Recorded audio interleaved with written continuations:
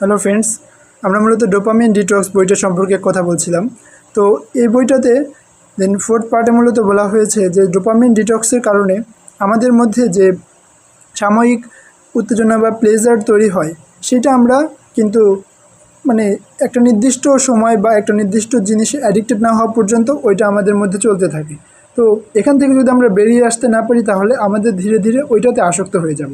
তো এই জন্য আমাদেরকে আমাদের ডেইলি লাইফ অথবা ডেইলি বেসিসে যে কাজগুলো করা খুবই প্রয়োজন সেগুলোতে আমাদের মনোনিবেশ করার জন্য আমাদের এই ডোপামিন ডিপেন্ডেন্স থেকে বেরিয়ে আসতে হবে।